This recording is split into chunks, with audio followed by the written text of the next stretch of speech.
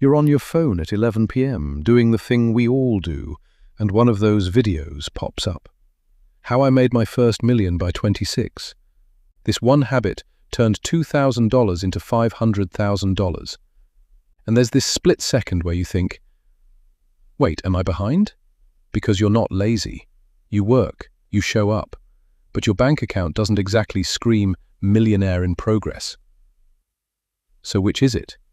Is wealth actually buildable, or is everyone online just performing for the algorithm? Here's the honest answer. Most financial content lives in one of two extremes. On one end, you've got the flashy stuff, crypto calls, day trading screenshots, passive income, side hustles that quietly require 60 hours a week.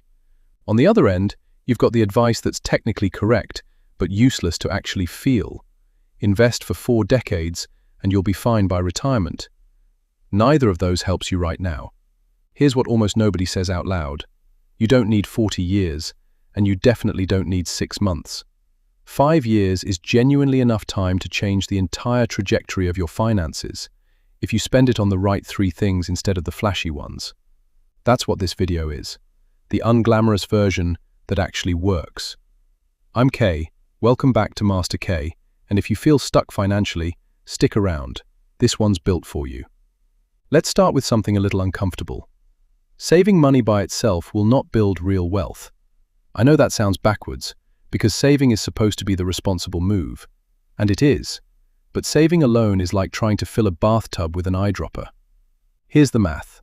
Say you save $250 a month, which honestly puts you ahead of a lot of people. Surveys have repeatedly found a huge chunk of Americans couldn't cover a surprise $500 expense in cash. $250 a month is $3,000 a year, and over 5 years, that's $15,000.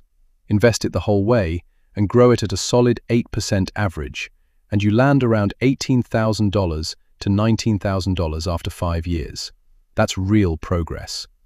It is not life-changing. So what actually moves the needle in the first 5 years? It's not your investment returns, it's your income. Think of your income as the engine, and your budget as the steering wheel. You can steer perfectly and still go nowhere if the engine is tiny. Grow the engine, and suddenly everything downstream gets easier. Saving gets easier. Investing gets easier. Debt gets crushed faster. Quick example. 2 people, same starting point, both earning $3,500 a month, both saving 10%. That's $350. Person 1 keeps their head down and stays at $3,500 for 5 years straight. Person 2 spends the next 2 years actively building a skill, switching jobs once, negotiating hard, and their income climbs to $5,500 a month. Same 10% savings rate now equals $550 a month.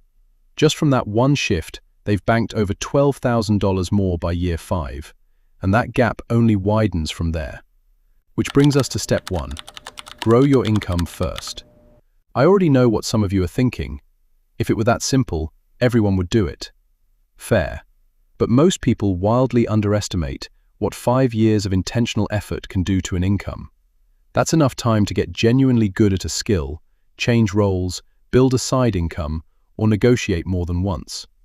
Labor market data consistently shows that people who switch employers tend to land a noticeably bigger pay bump than people who stay put and wait for a standard annual raise. Do that even twice in 5 years, and your income looks nothing like it does today. But here's where people torch their own progress. Lifestyle inflation.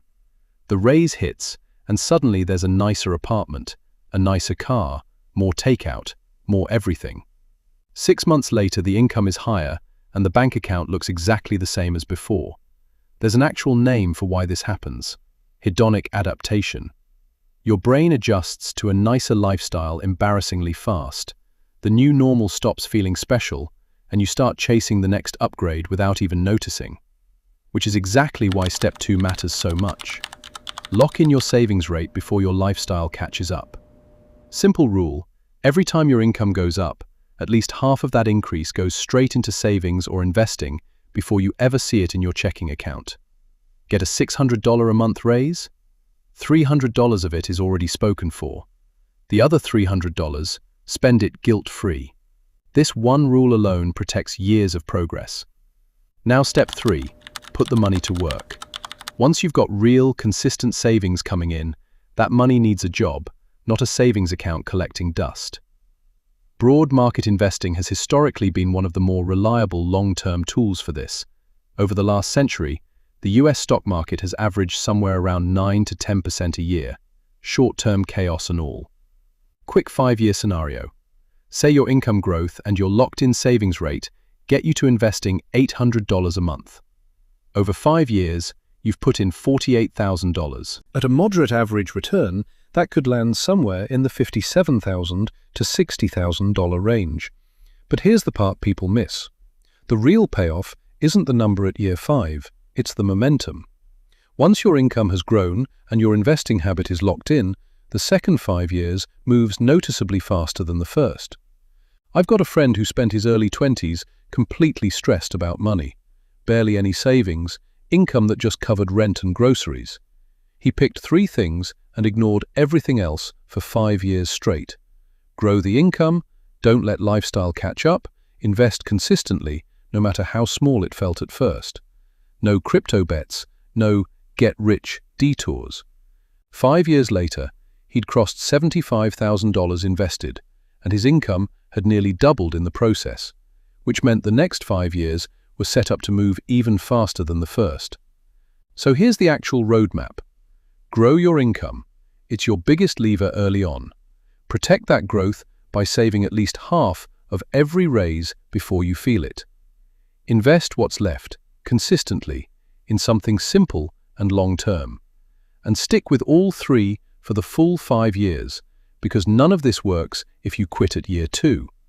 Wealth doesn't come from one genius move. It comes from a few boring decisions repeated on autopilot for longer than most people are willing to stick around for. 5 years from now is coming regardless. The only real question is whether you spend it building momentum or staying exactly where you are. If this shifted how you think about the next 5 years, hit subscribe here on Master K. And tell me in the comments, where do you actually want your finances to be 5 years from today?